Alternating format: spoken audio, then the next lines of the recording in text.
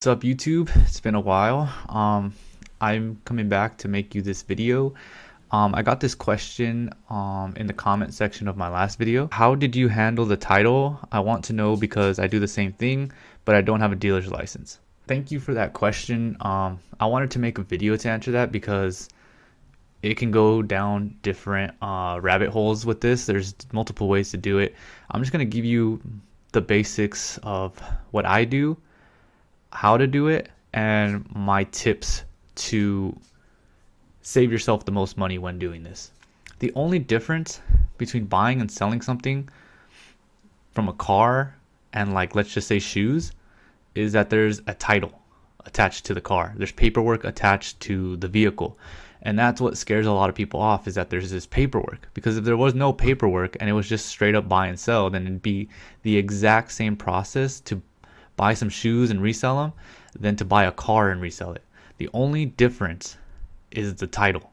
And so that's why I want to make this video to explain to you why it's not such a big deal. It's not as scary as you think. It's super simple, and once you get past this one small part of the process, then it's just as easy as flipping shoes or flipping socks. It's whatever. It's the same exact thing. So let me get into number one. Before I really get into this video, I just want to say that I'm going to be completely transparent with what I do, and you guys can choose to do whatever you want. Everybody does different things.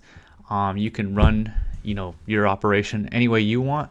I'm just going to personally tell you what I do and what's worked for me, what I've experienced, and why I do what I do. So with that being said, let me give you the main principles of the title. So number one, at least in California, and you can search it up for your state, you're allowed to sell 5 cars per year. That's under your name. So if you wanted to sell more than 5, you don't need a dealer's license. You can just put it under your parents' name, your mom, your dad, your friends. I'm pretty sure most of the people aren't going to sell more than 5 cars a year. So you could use their name, maybe give them part of the profits, maybe like $100, whatever you want, just so they can use their name to sign the title and stuff and get it registered. So that's the simplest way. But with doing that, you do have to pay taxes and registration on the car you're buying. So how do you calculate that with the profit you're going to make? So this is why I think it's important to buy cars that cost $3,000 to $5,000, maybe $6,000 at the highest, because the tax on that is a lot lower than if you were to buy a car that's $10,000, $20,000. And this will just keep your registration and tax fees lower, especially if you're only making $1,000 to $2,000 spread. You want to try to pay the least amount as possible when it comes to taxes and registration. Now, here is my tip number 2 when doing this. In order to get lower taxes and fees, the buyer, whoever's selling you the car, when they're writing it down on what's called the release of liability, they get to put the recording amount. They get to say how much they sold you this car for. And if you look at the title, if you look at the release, there will be an option that says this car was given to me as a gift. Don't put that. Okay, that's really suspicious. You don't want to just say that it was a gift, but most people don't have a problem if you tell them, hey, can you write that you sold me the car for $1,000 so I can get less taxes when I register this car? 95% of people will say, sure, no problem, because it's to no detriment to them, right? Like there's nothing that happens to them if that happens. They're not going to investigate you. It's really not a big deal. Like, I've been doing it all the time. Even before I was flipping cars. It's just like a Mexican thing, I guess, but we've done that over and over and over. It's never happened. I have a neighbor who is a mechanic who consistently flips cars, and he flips like 5+ cars a month. And so he tells me that, like, as long as you don't put it as a gift or ridiculously low, like $500 or something, then if you just put like $1,000, it's fine. Like, he's never had an issue. It's not that big of a deal. Now, is this a little disingenuous? I guess it could be. But in reality, sometimes we have to do what we got to do to make our money, right? So I would recommend, it's up to you and your morals and whatever you want to do. Like I said, everyone runs their business differently. Everyone has their different things. Maybe you don't want to do that. If you don't want to do that, then what you could do is you can go to the DMV.com. You can actually import the VIN number of the vehicle, and you can put how much you purchased it for. And if you don't know how much you purchased it for, like if you're just looking to see if there's profit in the deal, then write the number that you think you can get the car for. And then it'll give you a rough estimate, a pretty good estimate on like how much your taxes and registration are going to be for that car. And then obviously just subtract that number from what you think you can sell it for, and then see if there's still a deal there to be made. Let me just kind of overview everything I just said. Number one, you're allowed to sell 5 cars a year in California. If you need more than that, just use friends and family's names. Simple as that.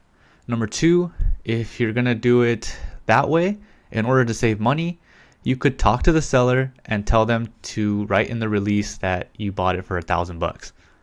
Number three, if you don't want to do that, even if you do that, you want to see how much you're going to be paying in taxes and registration, then go to the DMV website and enter the VIN number of the car, and then see how much it's going to cost you and subtract that from your estimated profit. Now, method number 2 is a lot more on the dark side of all this. So it's called floating the title. This is, I believe, illegal to do. Some people do it. This is another method. Not a lot of people want to talk about this because it's not completely legal. However, I do know people that have done this.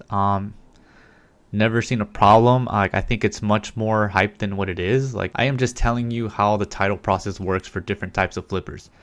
You do what you want with this information. So there's also what's called floating the title. Now you could go ahead and search what that is. And all it really means is that, like, you don't sign the title, you just buy the car, you sign the release of liability. So the release of liability is basically saying, like, you know, hey, I bought the car, it's mine now. I haven't registered it, but it's mine. And the seller, whoever sold it to you, has that paperwork that basically says, like, yeah, it's no longer my car. So if this guy crashes it or anything happens to that car after today, as long as he submits that form to the DMV, which you can do online the same day, then it just it hasn't been fully reported, but there's paperwork that just says that, like, you now own that vehicle.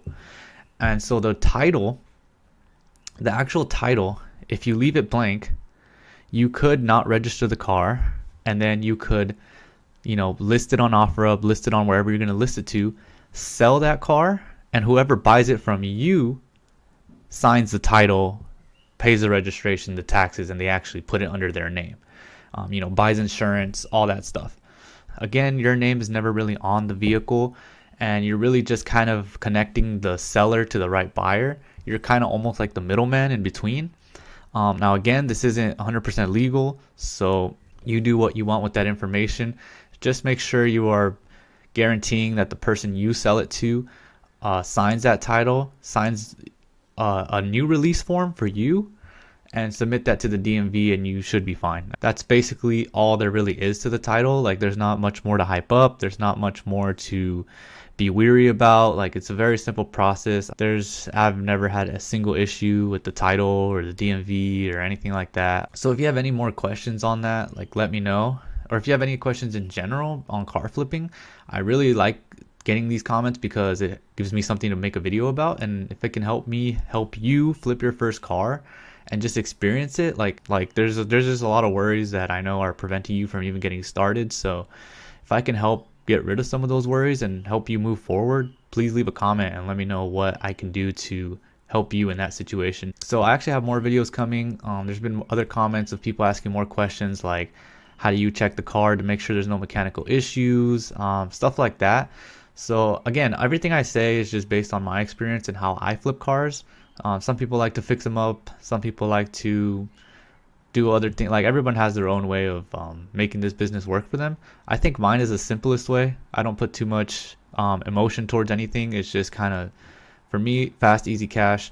So if that's what you're looking for and you kind of vibe with that, then hit subscribe, because I'm going to be making more videos. And again, if you really have a question that you want me to answer, leave it in the comments. I will answer it. All right. So that's all for now, guys. Peace.